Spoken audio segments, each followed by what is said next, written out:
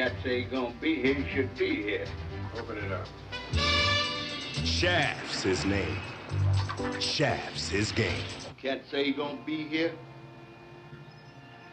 and he ain't.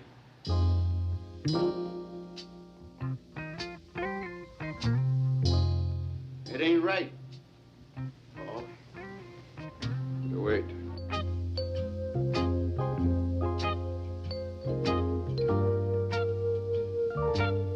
That's some cold shit. Throwing my man Leroy out the window. Just picked my man up and threw him out the goddamn window. Listen, Snow White. Me and you gonna tangle sooner or later. Why don't you stop playing with yourself, Willie? You ain't gonna do shit.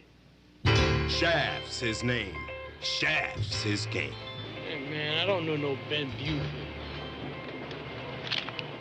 20. Oh, that Ben Buford. We're gonna take it out of your ass, pimp.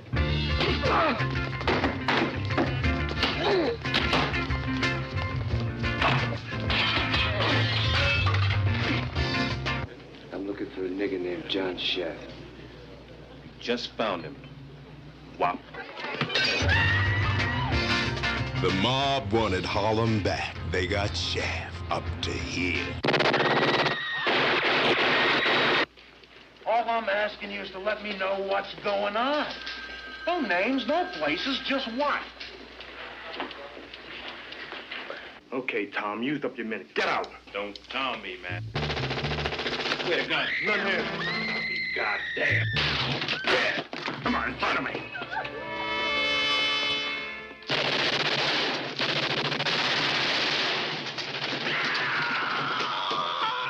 You want to play your super heavy black number? I'm going to play mine. We can nail your tail for manslaughter on what we got on you right now.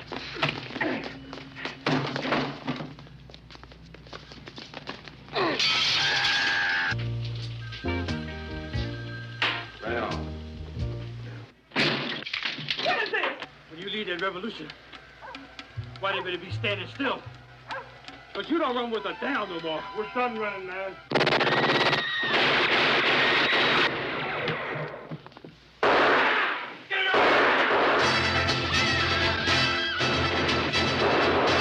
Shaft. Hotter than Bond, cooler than Bullet. Rated R.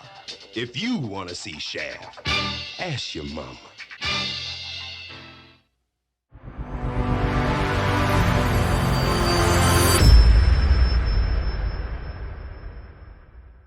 Welcome back to Geek Channel 8. I'm Eric. And I'm Johanna. And we are going to open with our lobby segment. Just a minute, folks. Yes, that's all it takes to visit our refreshment counter in the lobby. I have the perfect thing to pair for this movie. Care to take a guess? Is it a good drink? No. It's actually, in fact, the opposite of that. I am going with Zesta Saltines. What? Yeah, Zesta Saltines. Oh, crackers. Yeah, because this episode is being brought to you by a couple of crackers. So this brings me to the disclaimer. We're talking about African American cinema today, and we're like 3/4 white here, which alone would be problematic. But we're specifically talking about the blaxploitation genre, which is controversial even within the black community, as if there was such thing as a one monolithic black community. As with every subject we cover, we're just movie fans, not experts in the field, and we're going to be talking about the film. We'll get into, if you don't know what blaxploitation is, we'll be talking about that too. Our last show we did was in 1970, The Man Who Haunted Himself, and now we're a year later, 1971. So, right up in the beginning of the year, January 12th, was the debut of the U.S. sitcom All in the Family about Archie Bunker. So just hold that in your head at the same time as when we go on to talk about Shaft. January 25th, in Uganda, Idi Amin deposes Milton Obote in a coup and becomes president.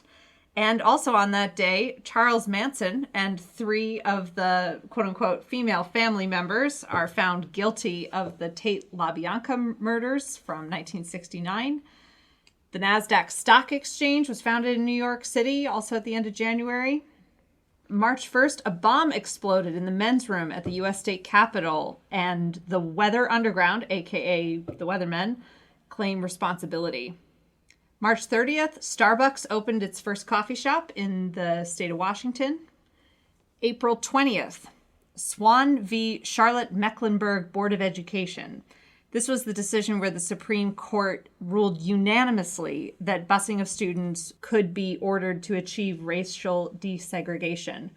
This is something that has been coming up in the news lately related to some of the ripple effects of the affirmative action decision by the Supreme Court. So it's interesting to think back. That was 1971. April 20th was the first day that NPR aired its first broadcast. Wow. Good old NPR. Wow. June 13th, the New York Times begins to publish the Pentagon Papers. Just a reminder, 1971, the Vietnam War was mid-swing. The Pentagon Papers was an official U.S. military account of the Vietnam War that demonstrated, among other things, that Lyndon B. Johnson's administration had systematically lied, not only to the public, but also to Congress. June 17th, Richard Nixon declares the U.S. war on drugs. Again, just hold that in your head simultaneously with Shaft, which premiered on June 23rd of this year, 1971. Good range of domestic and international intrigue, a lot of upheaval in 1971, but especially love the note about Richard Nixon declaring the war on drugs. I was interested in why you threw in the Manson family Tate LaBianca murders in there. Well, some of it is we're looking at a film that has some violence in it, and the Manson murders, I think, still would have been really present in people's minds as a recent horrific, violent event. And of course, I mean, the Vietnam War, the extreme violence over there, but in terms of what was going on domestically and related to Hollywood, that seemed relevant to note that that was still going on back then. And also because this particular film centers around the kidnapping of a young woman. And I think there's another thing about it that's worth noting, because it really tells you something about what the times were like. There was a lot of racial tension at the time. The Manson family's goal was to start a race war. That seems kind of far-fetched nowadays, but back then it probably a lot of people feared possible. I mention that because that figures into the plot of today's film. See, right. I had a hunch. Okay. I want to talk specifically about the director, Gordon Parks. Gordon Parks was born in 1912 in Kansas, Fort Scott, Kansas, actually. And he was one of 15 kids, the youngest, I believe, of 15 kids. He went to a school that had both black and white people in the same school, only because the place was too small for them to have separate schools. But in school was segregated, and he experienced a lot of racial tension and violence as a kid. His mother died when he was 14, and he was sent to live in Minnesota with his aunt, and her husband and him did not get along, and he was turned out on the streets. And so he worked as, this is at 15 years old, mind you, he worked as a porter, he worked in a bunch of various jobs, including he was a pianist in a brothel. He was a jazz pianist. He would be a practicing musician for the rest of his life, and he would write not only jazz, but also symphonies and ballet. But he's mostly known for his photography He bought a camera when he was 28 years old and was encouraged by the people who developed the film, where he took his film to be developed, to try landing a job as a fashion photographer, which he got. And his fashion photos for a women's clothing store caught the eye of Joe Louis, the boxer's wife. She encouraged him to move to Chicago, and he started a portrait business there. At that time, while he was working as a photographer, he was recruited to work for the Farm Security Administration, which existed during the Depression era to document social conditions in the U.S., particularly rural, but also urban ghetto. And these photos are a huge body of work from the 1930s, 40s. So he becomes this award-winning photographer. His photos are still studied to this day by people looking at conditions at that time. During the war, he was assigned to document the Tuskegee Airmen. So there's that. After the war, he moved to Harlem. He became a fashion photographer for Vogue. Eventually got an assignment for Life magazine. He documented all sorts of stuff for Life magazine, particularly racial segregation, poverty, stuff like that, but also stars, the Harlem Renaissance type stuff up through the Civil Rights era. He actually worked for Life magazine, I think, all the way until like the 1970s, I think. So he's been in all sorts of galleries and stuff like that. He did a semi-autobiographical film in 1969 called The Learning Tree for Warner Brothers. And it's like a coming-of-age film about a boy growing up in Kansas. It's pretty much his story. But the success of that is what got him a multi-picture deal. And I'm not sure exactly who came to who with what idea, but he was supposed to make this detective film, Shaft. We'll come back to Shaft in a second, but I want to talk about some of the other things that Gordon Parks did. He's also written novels and poetry. He did a series of abstract oil paintings. He co-founded Essence Magazine and was the editor for the first few years of its publication.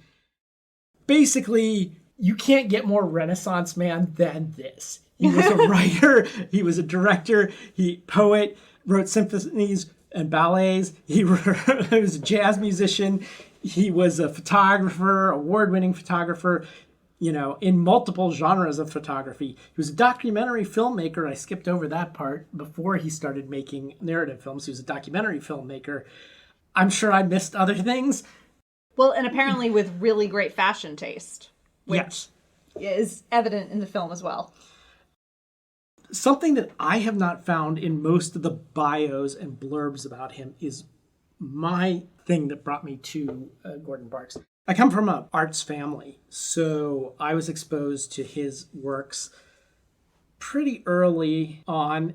I was taken to an exhibit of his photography. So I've seen many of his photos in full, life-size, silver halide prints. But the thing that caught my eye was that early on when he was at Life magazine, he was actually on the crime beat. And one of the photos, I still remember seeing it was sort of a G-Men photo. This was very popular in the 40s, 50s. And they were raiding an organized crime headquarter place, and they were about to bust down the door. It was this dramatic photo. And the photo was taken in Newport, Kentucky. This was only a few miles from where I lived. That photo always struck me. And it was one of the few photos, most of his photos in his exhibits were in black and white. This was in color. And it was night. It was like this true crime photo. And I can still picture it in my head today. It's one of the things you don't find a lot talked about in biographies about him, because it was his first assignment, I think, at Life magazine, but he was much more well known for his other social issues rather than crime photos. But it folds into what we're talking about today because of some of the night photography that happens in this film. Although he was not the director of photography of Shaft, he probably had an influence on it. So Shaft, that brings us to blaxploitation. Shaft is considered one of the first blaxploitation films. Let's go back in time here a little bit. For the first more than half of a century, there was little representation for blacks in Hollywood films. The very first film that sort of pioneered Hollywood, everything from the idea of a feature film to parallel action to everything like that, is the film we now call Birth of a Nation, but was originally called The Klansman, about the KKK, that D.W. Griffith film where black people were played by white actors in blackface, and it was fairly grotesque. And that was kind of what there was until a few decades in, before black actors started getting roles, but they were horrible stereotypes most of the time. Even Academy Award winning turns. Yeah. Like Mammy and Hattie McDaniel. Hattie McDaniel in Gone with the Wind is still a really unfortunate stereotype. We'll talk a lot about stereotypes because they are the stock in trade of blaxploitation. And stereotypes is a tricky thing because which is worse, having a stereotype or no representation at all, or white people in blackface. So it's like, I kind of think that maybe stereotypes aren't the worst thing in the world if that's the alternative, Well, and it seems that for basically every minority group, whether you're talking racial minorities or sex gender minorities, that the representation always seems to begin with the stereotypes. And then people get used to seeing that, and then you can start to subvert it and change it. But just thinking about the way LGBT people have been portrayed in the media, that it's taken a long time for it to go from absurd caricatures to regular people who just happen to be gay. We can't not talk about Sidney Poitier because he came into the picture a couple decades before this point, and he was probably the biggest name black actor for decades, but he wasn't that relatable to the wide spectrum of African Americans because he was almost like a black white person. He was living in a white world, acting like a white man, things like that. So in 1970, I think it was, director Melvin Van Peebles, he had made a marginally successful comedy called Watermelon Man, which was about a white bigot who body swaps with a black man, which kind of edgy for the time. He wanted to make an action movie. The studio rejected it. So he turned us back on a 3-picture deal, I think, to go his own way. And using his profits from that film, like $100,000, and I think he convinced Bill Cosby to invest another $50,000. So for about $150,000, he made a film called Sweetback's Badass Song. And this film has been making the rounds. You've probably had an opportunity to see this in the theaters recently. If you haven't checked it out, definitely the next time it comes around to your local art house cinema, worth seeing in the theater. So many consider this the first true blaxploitation film. It was the film for which the term blaxploitation was coined, which we'll get to in a minute. But I would argue myself that Ossie Davis's film from the previous year, like 1968-ish, he did a Chester Himes novel, Cotton Comes to Harlem. That's a detective story, much like the one we're talking about today. I would argue that's the first true blaxploitation film, but I would be outvoted by the masses who generally look at Sweetback's Badass Song as being the first. Not only did Melvin Van Peebles write this movie, finance it and produce it, direct it, he scored it himself, and he acts in it as Sweetback, the main character. It's about a young boy raised in a brothel, becomes a pimp, is a long way away from the characters we see Sidney Poitier playing. And it deals in a lot of criminal stereotypes, the pimp idea. And this did not sit well with some segments of the Black community, in particular, Junius Griffin, the head of the Hollywood NAACP, thought that these were terrible stereotypes of Black people to be presenting, and he coined the term Blaxploitation as a derogatory term for this kind of film. The term has since been embraced by devotees of the genre. It was the first time a lot of Black people saw someone that could be someone that lived in their neighborhood, right? Someone they could identify with. Fighting, usually the antagonist is usually a white authority figure in these things. In this case, in Sweet Sweetback's Badass Song, it was white police who initially he's cooperating with, and then they end up beating up a Black suspect, and he goes on the run from them.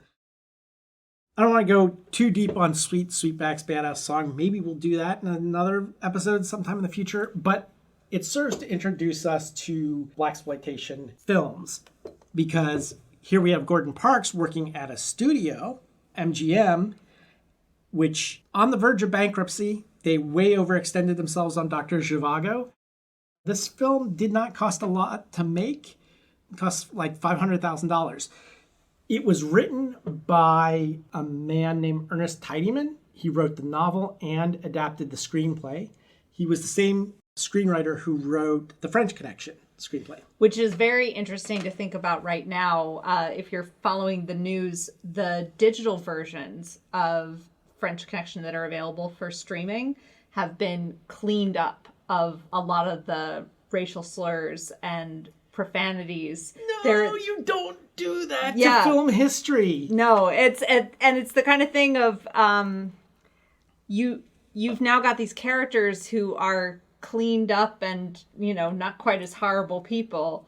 I don't think anybody was ever in danger of emulating Gene Hackman's behavior in the film. No one is looking to him to be a role model. So it's kind of interesting that they felt like people would be more likely to use the N-word if they hear Gene Hackman using it in the film, when sort of the point is he's a horrible person. Yeah. We need to know this about him. But also film history, if you get nothing else from this podcast, it should be that film history is part of history. And you don't just go change history. This is what made me so angry when Spielberg decided to digitally remove the guns from E.T. It's like films should not be changed by the winds of the current time. Because, as I said, Junius Griffin of the Hollywood NAACP, he formed a coalition against Blaxploitation films. And this coalition involved NAACP chapters. It involved Christian organizations. So there was this big outcry. Well, wouldn't be long before Ernest Tidyman would receive the NAACP Image Award, one of the few white people to ever receive it, for Shaft. So what in one time period may be viewed one way might be viewed a different way in another time period. And I think that's true of sort of Blaxploitation in general.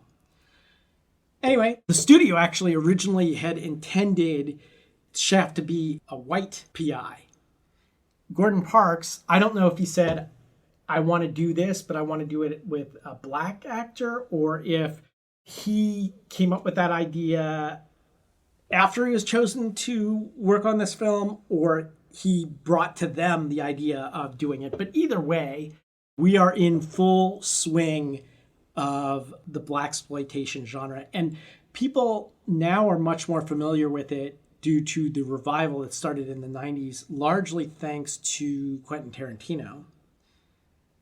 But between the early 70s and the late 70s, basically it was only about 10 years, there were hundreds of these movies made.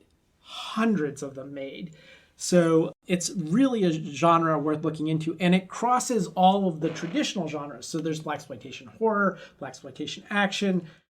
Well, and I'd say that that's most people's first exposure to blaxploitation. It is just like looking at the video shelves and seeing Blackula on it and like, oh, well, what's that? But the genre has so much more than just parodies or retreads of films with white actors redone with a black cast. It's a much larger genre.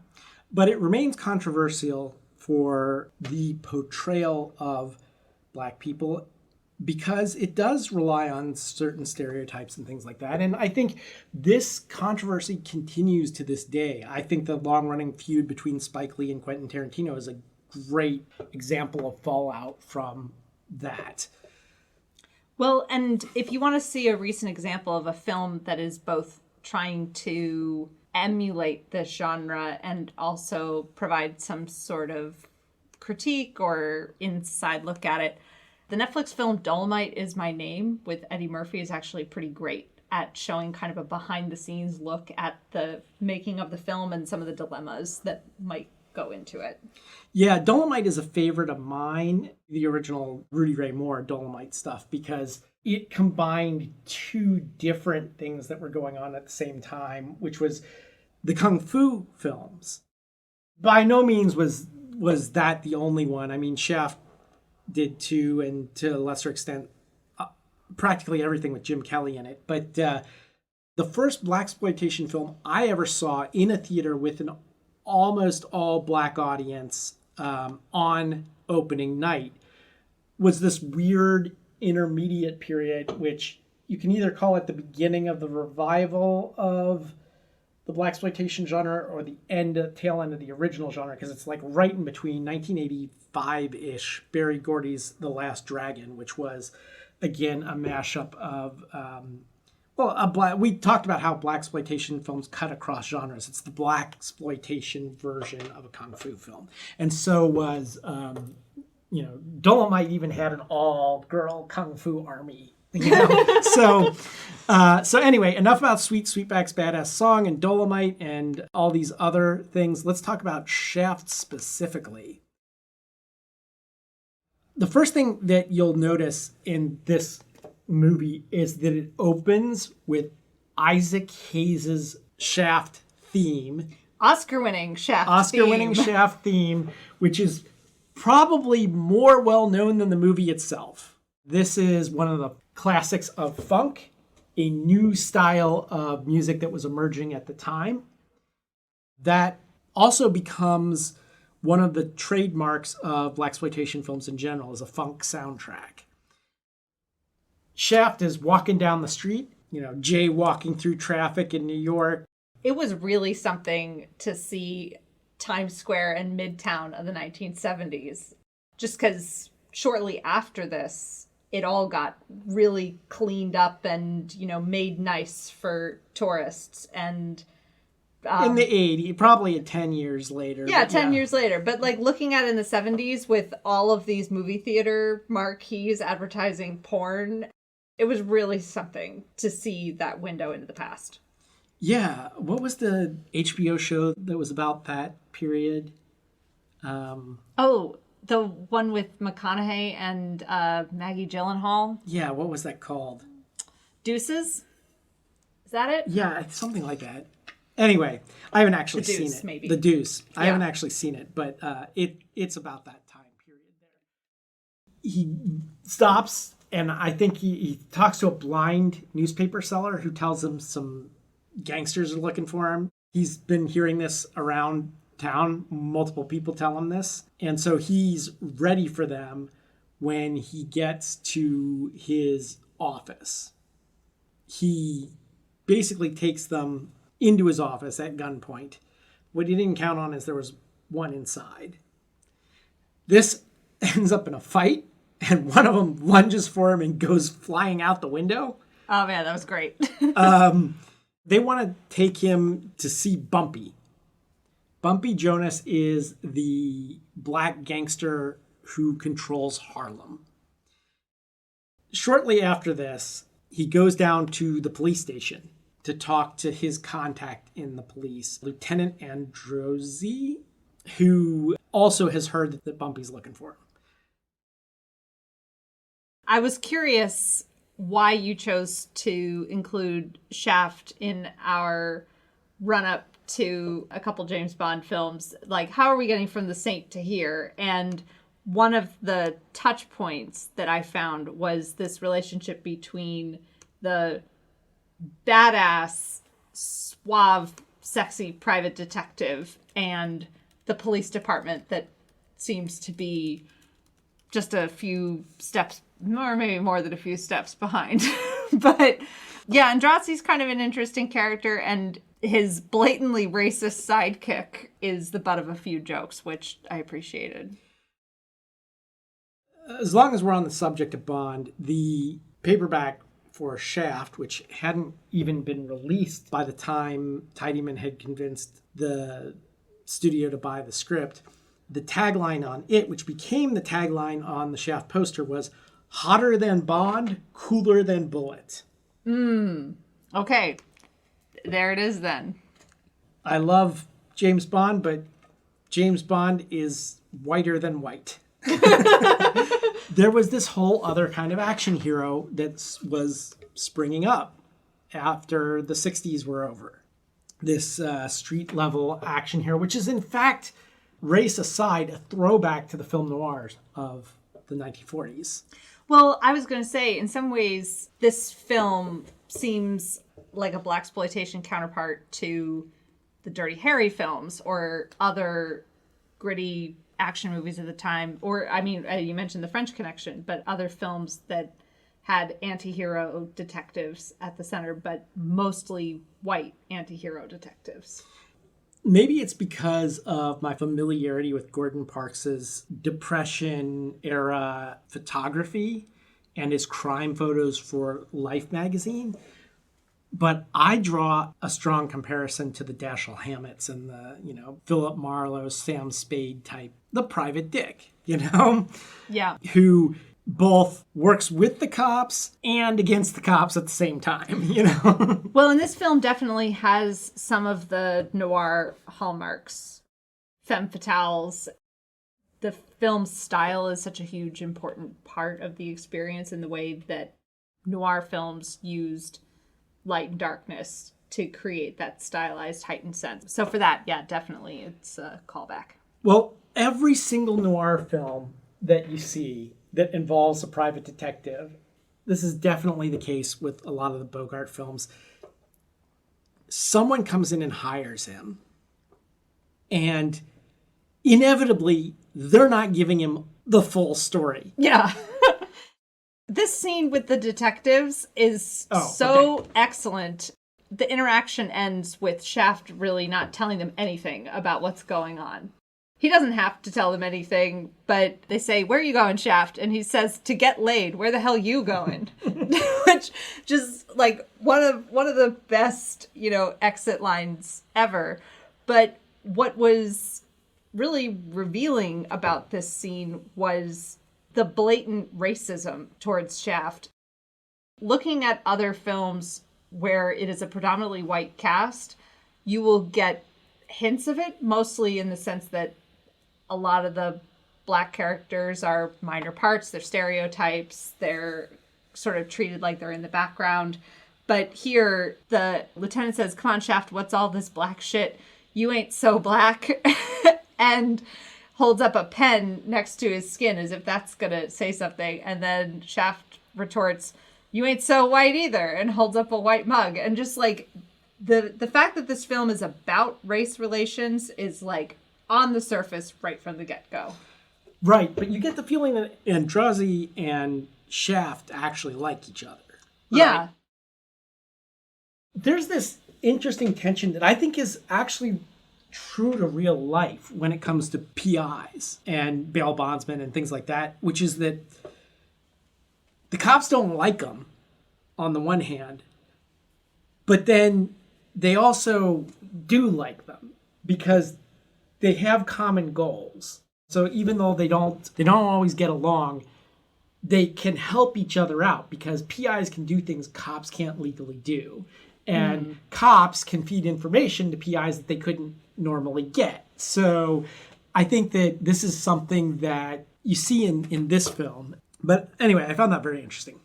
Okay, so race is definitely at the center of this, and we get taken to see Bumpy, the big man in Harlem. He basically tells Shaft that his daughter has been kidnapped. Throughout the scene, you get the sense that Bumpy really cares about his daughter. Not just in a, like, they can't mess with me kind of way, but actually he really genuinely cares. And it's like the film has this collective energy pause when Bumpy says she's going to college, to really establish this is about bringing his daughter home safely. It's not just about the turf war with the mafiosos who kidnapped her. I think it's really interesting that this comes out the same year as The Godfather. And there's this running theme in The Godfather of the head gangster, the Godfather, being, my son's going to go to college. He's not going to grow up in this life. You know, there's that parallel in this, even though they came out so close together, you know? Mm.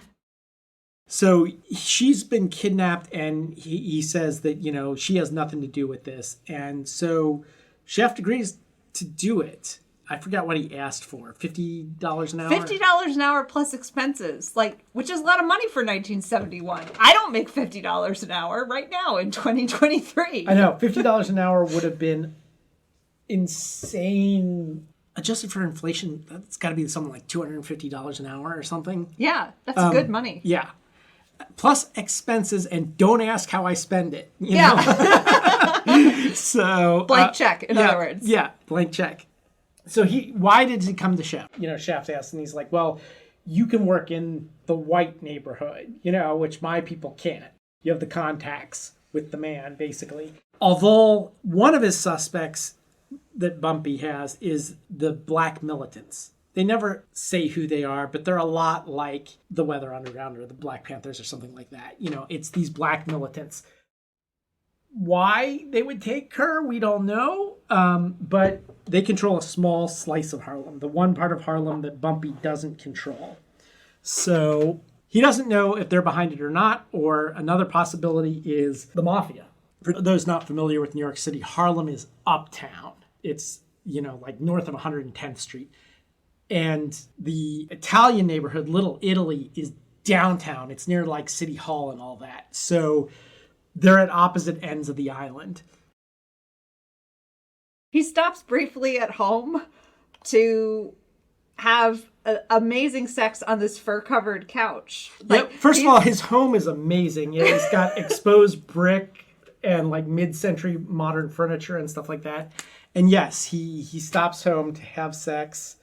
It's amazing. He's just like hanging out naked on this fur-covered couch when she seems like possibly a steady-ish girlfriend. Not like they have an exclusive relationship, but that they've known each other for a while, and this is sort of a regular routine. And the sex scene with there's just these colors that kind of come in and out in a very 70s way, and a lot of close-ups on their hands. And it's very sensual and surprisingly tasteful and well done. But it goes on for a good amount of time. You really get to sink into it. Is this the white woman that he takes a shower with? No, okay, that comes later. No, that's later, and she's awful. This sex scene is great. She's awful. All right, well, we'll get to that. This is another hallmark of blaxploitation films, is in-your-face sex scenes, like not subtle at all. So we have that interlude, and then we move on back to our detective story. So Shaft tracks down Ben Buford, who's the head of the militants. And while he's there talking to them, they, of course, claim they don't know anything about this.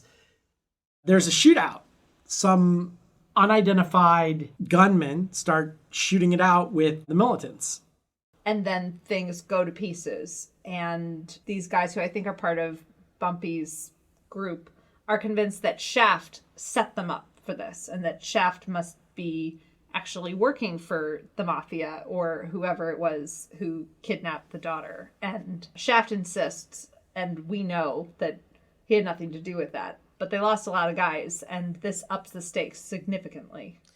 Basically, they go on the run, and we're not sure who the target is. If it's Shaft, he talks to his police contact, who tells him that this could lead to a full-blown mob war between the mafia and Bumpy's men.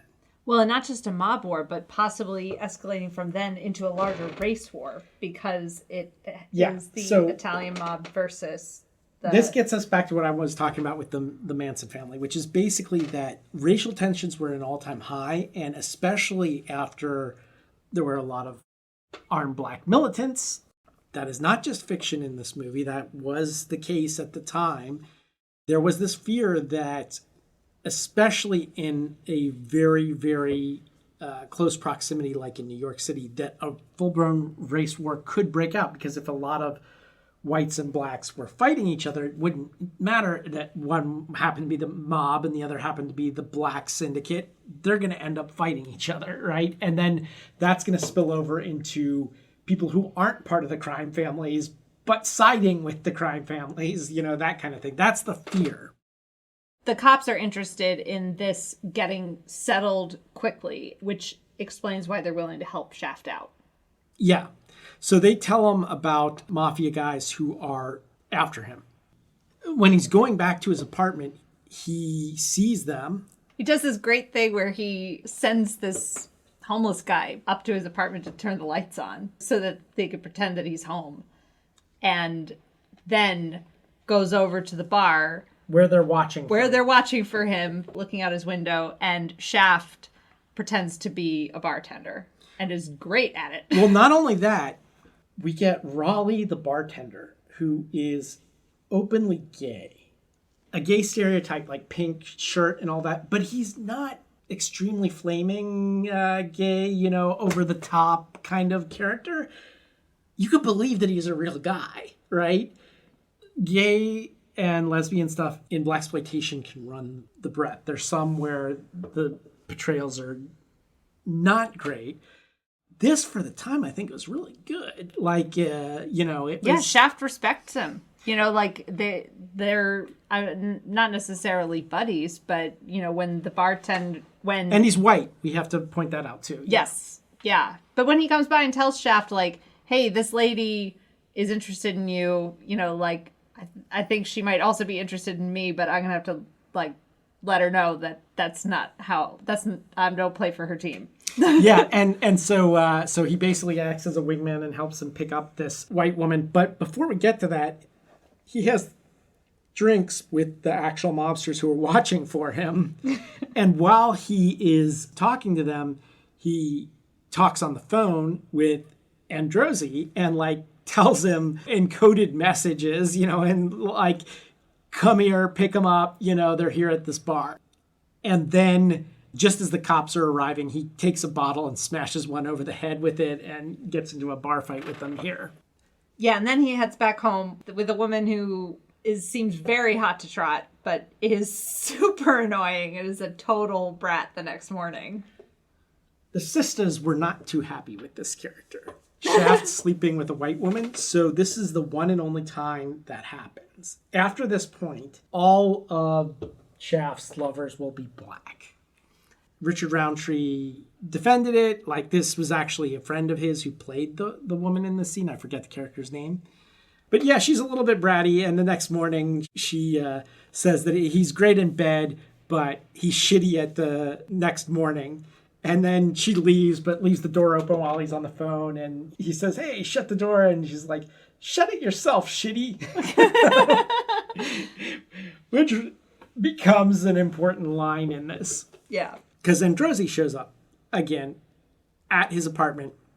It turns out that the police station was bugged, and the captain now knows all about this and wants to talk to Shaft pronto. So he sent Androzy to pick him up.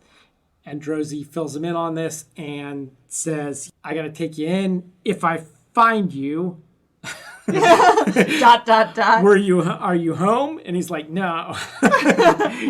And then he leaves. And the last thing he says before he goes out is, he leaves the door open and says, shut it yourself, shitty. So He was obviously listening in at the time. The next stage in the plan is that Shaft is going to try to negotiate with the mobsters that were arrested at the bar to set up a meeting so that they can establish an exchange to rescue the daughter. And he manages to persuade one of the gangsters to arrange this. He went to the prison to talk to the mobsters, and then they set up the meeting at the restaurant where he orders an espresso. Right. Which is really interesting because I don't know if they didn't realize this or not, but like there's this whole conversation insulting each other by food. He says something about you can have garlic in it or something like that to insult Italian cooking, and the Italian mafia guy makes a joke about soul food. But I think someone somewhere along the way forgot that espresso itself is Italian. Yeah. Like, yeah, no, I got a little lost there also. The music in the scene that follows, where Shaft is driving to the location, the soundtrack in this film throughout is pretty incredible, but there's some great funk music during the scenes when Shaft is driving, and it's worth watching the whole film just for some of this music alone. I forgot to mention one of my favorite lines that was in this that happened way back when. There's this long-running spar between Shaft and Bumpy's flunkies, specifically Willie. And at one point he tells Willie, "Don't let your mouth get your ass in trouble." Anyway. That's a great line. This will not be the last time they say stuff to each other. They go to where Bumpy's daughter is being held. He's got the black militants following him. And once he gets there and breaks in, he grabs the guard outside the door and has a gun to his head. And, you know, they go in the front door and, like, we get the Mexican standoff, right? So we got him holding the gun on one of the mafia guys and then one of the mafia guys holding a gun on Bumpy's daughter. They refuse to let him take her away. And actually shoots right through the mobster that's holding, Shaft is holding. Shaft takes a bullet or two here too. And right before he passes out on the floor, they tell him to take a message back to Bumpy. Something to do with, like, tell him he's got to play ball or something. I don't know what the exact line was. And then Shaft passes out. Ben's militant guys show up. They drag him back to his girlfriend's place where they call some crime doctor guy to come patch him up. You know, some guy they know who knows something about medicine but is not an actual doctor. He manages to pull out the bullets, patch him up. And they also know where she was taken, which was to a hotel. And so when he comes to, he and the militants plan this raid. They call Bumpy for getaway cars. Yep. Basically yellow cabs to hang out. They all get to the hotel and they dress up in the uniforms of the kitchen staff and the hotel porters. Yeah. Remember, Gordon Parks was a hotel porter. His first job. One of the things I like about this ending sequence is there's a lot of prep work where you're not exactly sure how it all fits into the plan. It's not at all like the kind of film where they tell you, like, here's what we're going to do. And then they walk you through, like, we're prepping all this stuff. And then you wait and see if it turns out the way they planned or not. In this version of the finale, you're kind of watching these things happen here and there. You know, like, one guy's clearly dressed up as a porter and shows up and takes their order of, you know, soda and coffee or something, and you're like, okay, so that guy is sort of involved. Like, I wonder how that's going to fit in. And then you get to see Shaft making Molotov cocktails with another guy, and there's a fun moment where he's like, you know, but this is gin, you know, and they share a little bit of gin together. And you're sort of watching that being like, okay, and I wonder how that's going to fit in. And then suddenly, once the finale starts, it's like bam, bam, bam, action. I was never into 70s fashion and like brown leather trench coats and stuff like that. But this is the point where Shaft is in the true head to toe black leather black leather gloves and everything. That is cool. I like that part, you know? Yeah, although it seems like the man can pull off basically any look. Like, I've never seen anyone who looked so good in turtlenecks. All right. Yeah, he was a model, so... Shaft goes to the roof, and he rappels down the side to the room window, throws a burning thing into the... I don't know what the point of throwing this thing, except as a distraction. Yeah, I don't know why it had to be on fire. Except maybe just as a distraction. I don't know. But then he smashes in, kills the guard that's guarding her, grabs her. Meanwhile, all his guys start their offensive against the mobsters in the hallway. Yeah, and they managed to pretty quickly get the daughter out of there into the elevator and shut the elevator doors before any of the other mobsters can intervene and make a quick dash for the cab. Like, it all seems to go perfectly according to plan, which, I mean, like, they lost a couple guys, but I think that they knew that that was going to happen. Yeah, and they managed to make it out and into the cabs and escape. The only person who doesn't get in the cab is Shaft himself, who walks across the street to a phone booth and calls Androsi. To rub it in.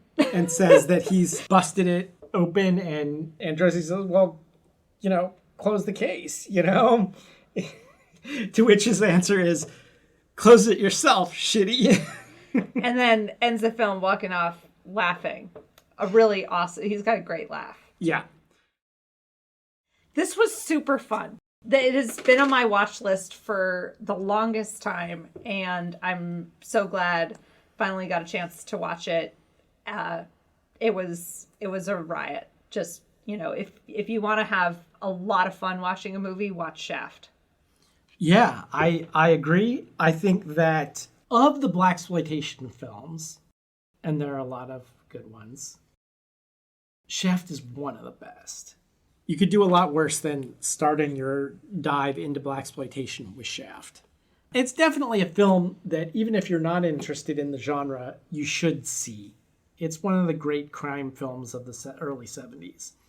Of course, it was super overshadowed the same year by The Godfather, but definitely worth seeing.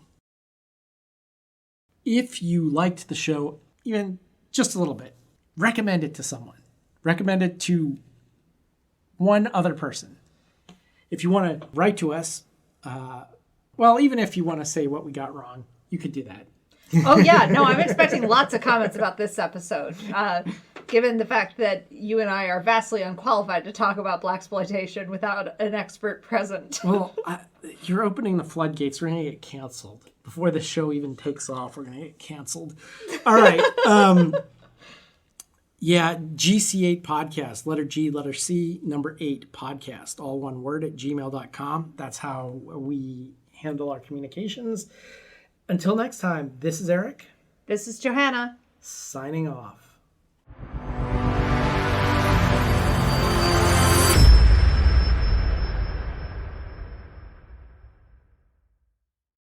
Did we just skip over one of the best sex scenes ever?